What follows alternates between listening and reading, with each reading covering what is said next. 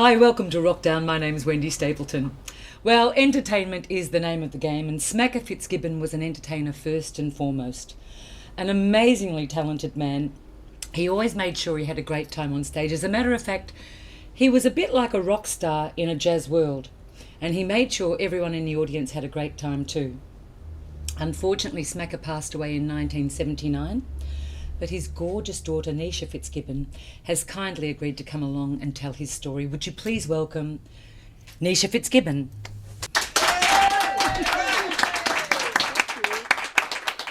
Thank you, Wendy. Oh, darling, you look beautiful. Thank you. I'm loving the coat. It's from overseas. Oh, is it? Well, it's Yes. very, very gorgeous. Thanks for coming in and agreeing to talk about your dad. Oh, thank you. Well, apart from your father, of course, you are one of Melbourne's foremost, could I say jazz singers? Yeah, we can say jazz. As a matter of fact, 2 or 3 of your siblings are wonderful musos as well, so obviously talent has well and truly run right through the family. Smacka, Melbourne boy, the whole family. From Aspendale, Bayside. Now, his family were an amazingly talented group of people. Your aunt, Maggie, Yep. an amazing actress, theatre actress and singer, and your father, and My grandmother, your grandmother. Minnie. What did Minnie do? Minnie was actually a child performer in vaudeville. Minnie met her husband. Was it through entertainment? Was he an entertainer as well? Well, this is an interesting fact. I haven't been able to work that out. The one thing I do know about Minnie and Frank was that Frank was an acrobat and a bit of a, interesting character because he ended up being a professional punter for most of his life. And I think Minnie was attracted to that kind of Wild side. wild guy, acrobatic, and he was a great tap dancer.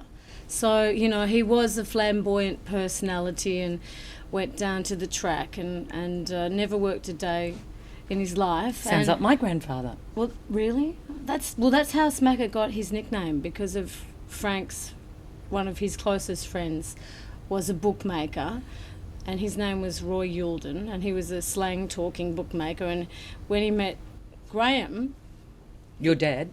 well, he saw him at 4 and said, "Oh, who's this little Smackas?" And so the name Stuck. stuck, yeah. Well, with parents like that, Minnie and Frank, the kids had to have been They grew in up showbiz. They grew up with a lot of music. There was gramophone records, and I know that Maggie mentioned a lot of classical music as well as jazz. And I think that Minnie was such a natural musician. She ended up teaching herself piano, and then she taught Smacka how to play the ukulele. That was his So first he instrument? first started, as a very young boy, after school. On the weekends he would practice, and Minnie would teach him all the songs of the 1920s. And actually, Val Gillet mentioned to me one time that Smacka was incredible because Minnie taught him all the verses to all these early songs, and nobody knew what The they words. were, and so the verses were always like the introduction to the song. And so it was American popular song, and that was the greatest influence on Smacka. I actually thought one day that if he'd gone to America, he probably would have been a superstar there.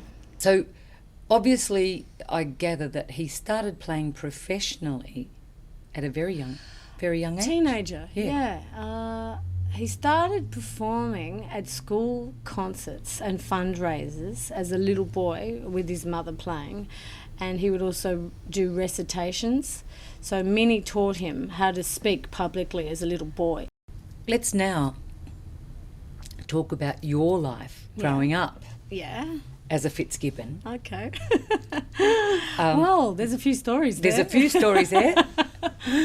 Well, I think I could tell you this one, which you might get a laugh as a young girl, because growing up with a famous father is strange. at times you just think of him as Dad, you know, and that's all, you know, and everyone else is falling about, going, oh, there's Smacka Fitzgibbon. But I remember we moved quite a lot and we changed schools, which was unfortunate for me at the time. My first week at this new school, and a girl came up to me afterwards at the end of the day and said, oh, you know, you think you're good just because you're Smacka Fitzgibbon's daughter, and promptly whacked me across the face. Lovely. I was just so horrified. I just thought, oh, be strong, be like Jesus, turn the other cheek. I was very Catholic. So was I, but I never ever thought I'd be like Jesus. I'm going to take a short break and be back soon with Nisha, Jesus. No. Fitzgibbon. Wrokdown. Welcome back to Wrokdown. My guest, Nichaud Fitzgibbon. Was just telling us a little story about being at St Mary's in North Melbourne and being very Jesus-like. Well, the thing is, yeah, she did whack me, and I thought, oh, I won't do anything, and I went home and I tried to tell my mother, this is what just happened to me, but, you know, Mum said, do you want me to do something? Do you want your father to come to the school? And I said, no, it'll be all right. So I just, you know, Let it go. And then I changed schools. And that girl didn't follow you to the no, next she school, did didn't. No. But the similar thing happened. I was in the corridor of the new school, and another girl came up to me and she said, "Oh, you think you're good just because you're Smacka Fitzgibbon's daughter?" And I said, this time I was a bit once bitten, twice shy, and I went, "Yeah, that's right, bang!" Good on you. So I'd learnt the hard way. Another scenario was someone said, "Oh, are you Smacka Fitzgibbon's daughter?" And I thought, oh no, here we go again. How do I react? And I was very cautious this time, and I said, yes. And she said, oh, that's really cool. And I thought, hooray. I'm in the cool gang. I'm in the cool scene. I know for a fact that it wasn't just people interested in jazz that went to Smackas Place. Everybody went there. Yeah. Can you tell us about that wonderful, wonderful place in South Melbourne? North Melbourne, sorry. North Melbourne. North Melbourne, yes, in Chetwynd Street, North Melbourne. Well, it was always an amazing place as a child for me, because coming home from school, there'd be jazz lunches, there'd be so many people from different walks of life, still, you know, having their celebrations. In fact, one of the momentous occasions was when Gough Whitlam, Was sacked and all, and Smacka didn't want to make the announcement. That was a huge day, and everyone just was an uproar. But so you actually lived on the premises? we did, yeah. Okay. That we were kind of cool warehouse dwellers before, you know, anyone else was doing it. It was my mum's idea, because we'd been living in Hawthorn and we had to keep coming and going, and it was too many hours in transit. But you know, for all the nighttime shows, so many different people were coming. I mean, there was one night that some of the guys from AC/DC came in, and we got to meet Bon Scott, and that was amazing. That was pretty cool.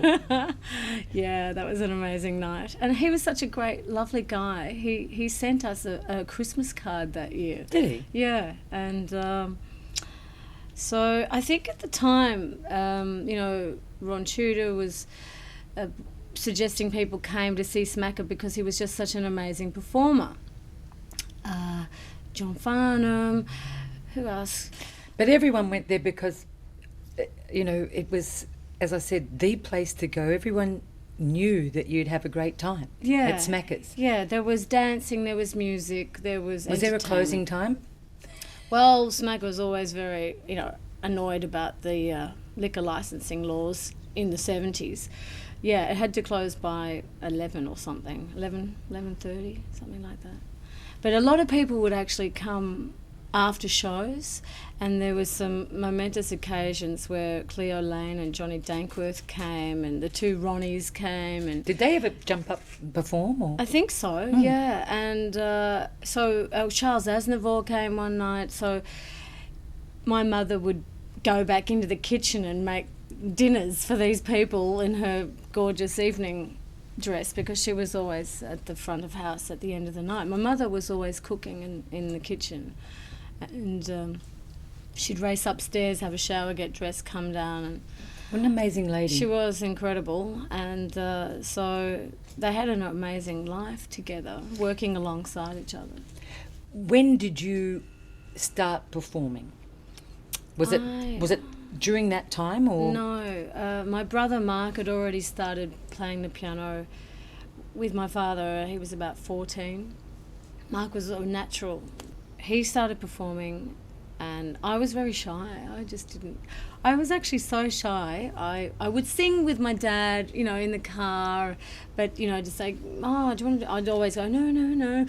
I was very shy. And it wasn't till after my father had died that I started singing. And He actually passed away really quite young. yeah, he was 49. Yep. Way too early. Way too early. He wanted to have his 50th birthday, and but he had a great last day, Wendy. He really did have a great last day. That was the day where they had announced the Eon FM. It was the licensing of the new FM radio station, which ended up becoming Triple M. Was he involved in that? Yeah, he was one of the what do you call them? Founding Consortium. Yes, yeah. Because there were quite a few people, yeah. Sponsors, yeah. And so he was having a celebratory lunch with, I think, even Glenn Wheatley, Clyde Simpson, Glenn Shorrock, I think, was there. Mm-hmm. So they actually saw him on that last day, and he collapsed and went into hospital. He'd come home and then because I think a lot of people didn't realise that he'd actually suffered from melanoma cancer and had 2 operations. No, he probably didn't know that at all. had a brain tumour, and then there was another one. So he had 2 operations, and we were aware, but it wasn't. We just didn't know how long he had, And I guess he didn't either. And as you said, the last day he was had a wonderful great last one. Day, yeah. A wonderful. We'll take a short break, but when we come back, I'd like to talk about you. Okay. Yeah. You're one of my favourite singers. Oh, thanks. You are. I absolutely love your voice. Thank you. So let's take a short break, and we'll be back soon. Wrokdown. Welcome back to Wrokdown. I'm with Nichaud Fitzgibbon, daughter of the late and great Smacka Fitzgibbon, but an amazing artist in her own right. So before we were talking about your life with your dad, and you said that you were incredibly shy. Yeah. So when did you stop being incredibly shy? Well, I think what happened was it must have been the Fitzgibbon gambling bug, because somebody made a bet with me, and they said it was actually Bob Gilbert from the New Harlem Jazz Band who said, I hear you're a bit of a singer. And I said, oh, really? He said, yeah, well, why don't we make a bet that you're going to sing next time we play? And I had no idea that my mother had already booked them to play like in 2 weeks' time. So I just thought, oh, right, I've got to learn a repertoire. So I was kind of thrown in on the bet, and I didn't turn back after that. So I started singing. So where was that? Was it at Smackas? That was at the restaurant, yeah. So tell us what that felt like, because that was your very first big performance. I think, it was a natural thing. It was something that obviously I knew it was in my heart. I wanted to sing. Obviously there was something there. It was the Fitzgibbon gene performing bug, that was there, and it had always been there. But I think that I was so lucky and fortunate to be kind of given the opportunity to have a Have these place amazing that guys as I well. could muck around and practice on the stage and do all that stuff, you know. And of course my brother is such a wonderful pianist that he's always been so helpful to me and guided me with music, especially in the jazz scene.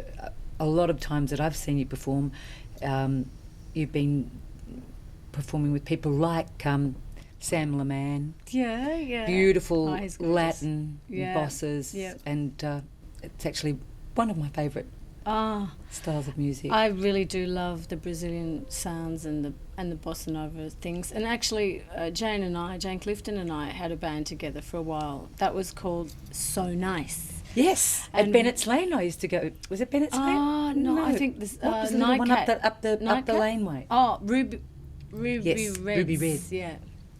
And we did that for about 5 years. That band was a full-on Melbourne institution for a good night out. It was a lot of. Was it Brazil? 66? It was Brazil 66, Sergio Mendes, Burt Bacharach, some Fifth Dimension. We were doing a whole lot of stuff. It was a lot of fun. You should do it again, I know. We all. Jane, if you're watching. So now Jane's I a know. marriage celebrant now. You know. I know. She said she'd marry me, but we'd laugh too much. I mean, not that she'd marry me, but she would do the ceremony. Well, you would laugh too much. This album you've got released yet or being released? Your Yet your to be latest released. album, yet to be Yet released. to be released. Is your how many Third albums? CD. Third CD. Yeah. Can you tell us a little bit about Yeah. what we're going to get on it? It's an all Australian project. Ta-da, ta-da, ta-doo-doo. And it's featuring some songs by Paul Kelly. In fact, you know, going back to that day where I freaked out seeing Ross Wilson walking up the stairs, Ross and I are like this now. No, I'm doing a song that he wrote, and it's called, the actual album is called Mood Swing, and it's I'm just finishing off a few more things, and it'll be out. So it was all recorded here in Melbourne? Yeah. Yeah. Who engineered? Lots of people. Yeah. Track here, track there. Yeah. Track. Okay, just on Smacka and your family, I mean, what a wonderful legacy he left for the Australian music industry. Oh, yeah. Everyone remembers Smacka. I don't think there'd be one person under the age of that wouldn't remember Smacka. And he was a lovely, lovely gentleman. I met him just in passing quite a few times, and a gorgeous man. Yeah, he was lovely. He had the gift, my grandmother would call it the joie de vivre, you know, the gift of life. It's the it's the gift of life, the joy of life. Well, thank you for talking about your dad, and you have the joie de vivre as well. Oh, thank so you. good luck with your album. What's it called again? Mood Swing. Mood Swing. Would you please thank Nichaud Fitzgibbon?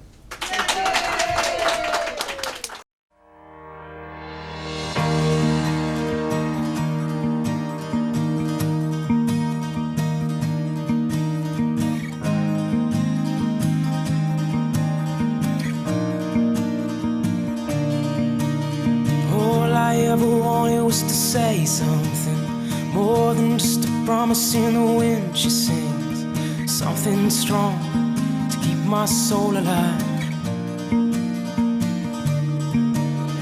All I ever wanted was to hear something more than just an echo in the dark. He sings something strong to guide me through the night.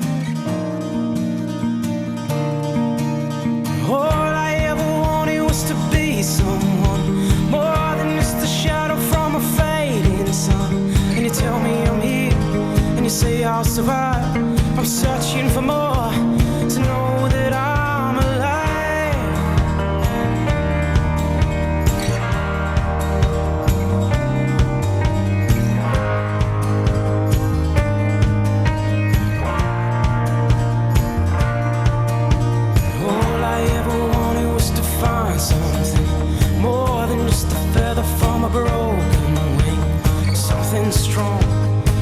my spirits high.